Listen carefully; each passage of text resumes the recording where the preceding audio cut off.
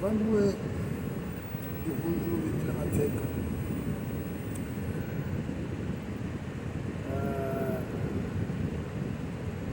nitwa Zefanete. Abenshi muranzi, benshi muri mwe, kubera ahantu hatandukanye twaba twarahuriye mu biganiro, naba munzi ku rubuga rwa Abikukiza, Jambo, ibiganiro bya radiyo Itahuka bimwe na bimwe, kuri Ubumwe, muri Ijwi rya Rubanda, Imvano, ariko mu by'ukuri ntawe nakwemeza ko yaranze ukundi, kubera igihe nta mara mitoya, kandi nanjye ubwanjye ntabwo nubwo mvuze maze menya uwo ndi we, ntabwo ugeze mu myaka irenga 15. Nyuma y'icyo gihe umuntu umwe gusa niwe wanyegereye ansaba kuganira ikiganiro, turaganira,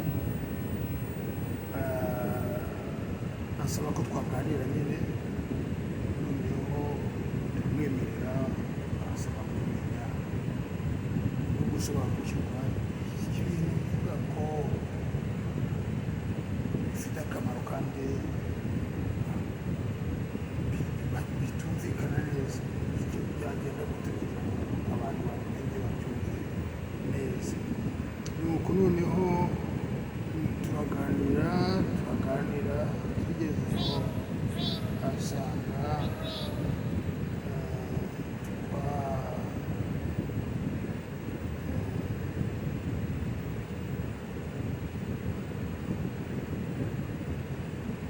gusangiza n'abantu kuko ayo mateka yacu ndimo mvuga nyasangiza, nyahuza n'ibyanditse igitabo cy'Imana, ugasanga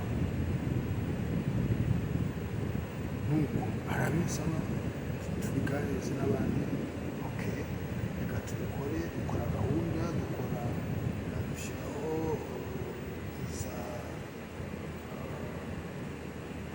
biganiriza abantu,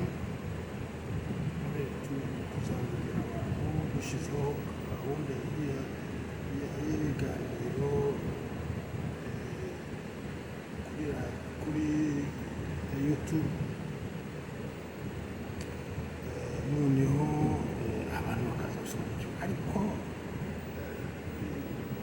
yewe nubwo namubyemereye, iyo radiyo twayihaye n'izina zitwa Duhuje Imitima, hari ikibazo gihari gikenewe gusubizwa, hari uko abantu bahuje imitima. Badahuje imitima biragoye, n'intambara, n'ubugambanyi, n'ubwicanyi, n'ishyari, nta matiku, n'ibyo byose. Iyo abantu bahuje imitima, nta rwikekwe rubaho, nta bibi bindi bibaho, ahubwo amahoro araza.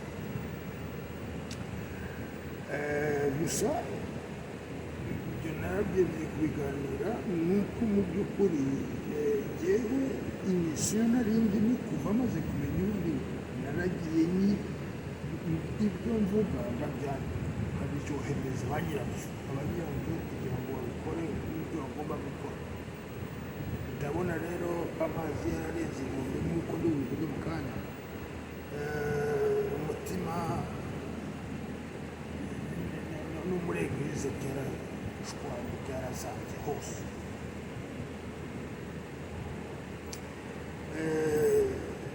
Njye rero na mugenzi wanjye arabibwira nawe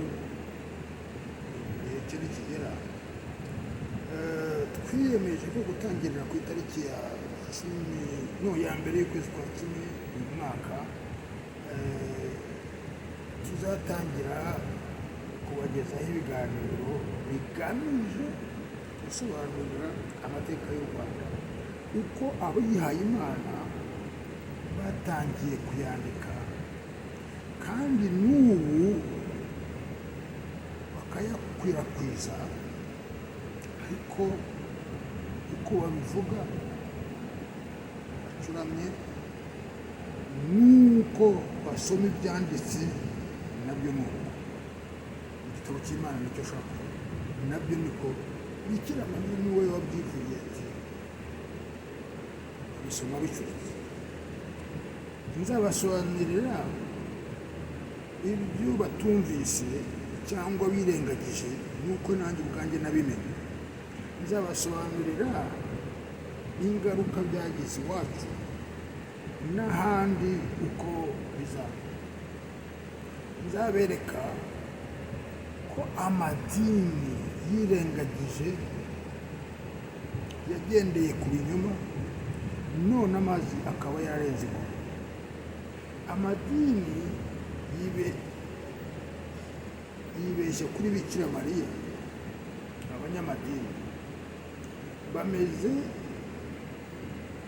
nk'abo ku gihe cya Yohana Umubatiza. Siko Herode yamutemye umutwe kandi cyari kimuzanye atarakirangiza. Bakamusuzugura nk'abasuzuguraga inkuge ko yubakwaga na Nowa. Mu Rwanda ho banasuzuguye Yezu kandi barabwiwe ko ari we wahanze u Rwanda. Bijya gucika mu Rwanda nubwo byahereye ku Rucunshu. Uwateze Rucunshu ni we wasize Ruresi. Abaje kwijuta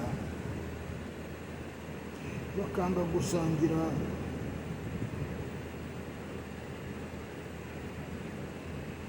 na rubanda barusigiye rubanda nyine rwa Kanyarwanda batakundaga. Ifirimbi ya nyuma ikaruvugiraho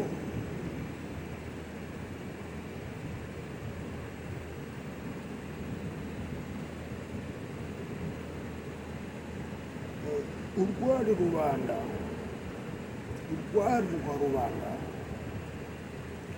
rukaba rubaye urwa Nsoro. Nsoro yari umwami w'Ubunyoro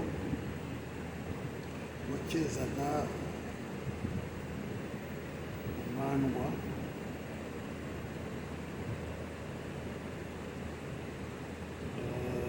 z'ikuzimu. Ari Rucunshu, ari rubanda, ari Nsoro, ari Mandwa, ayo ni amateka y'u Rwanda. Nidutangira ibiganiro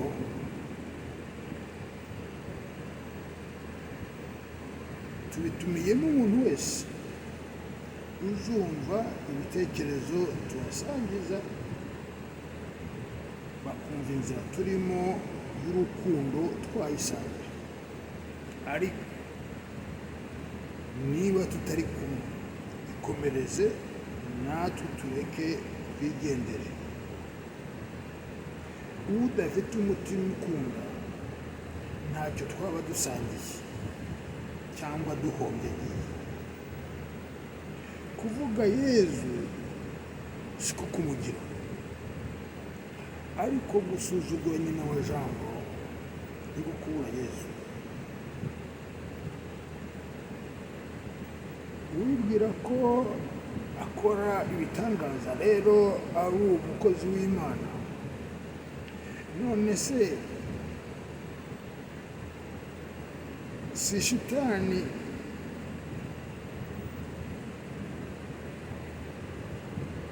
yiyerekana nka marayika shitani nayo ntiyerekana nka marayika w'umucyo. Uwo mucyo ukwiyeretse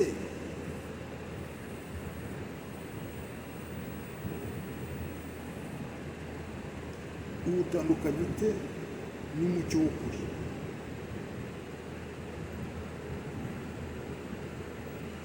Reka mbahe mugenzi wanjye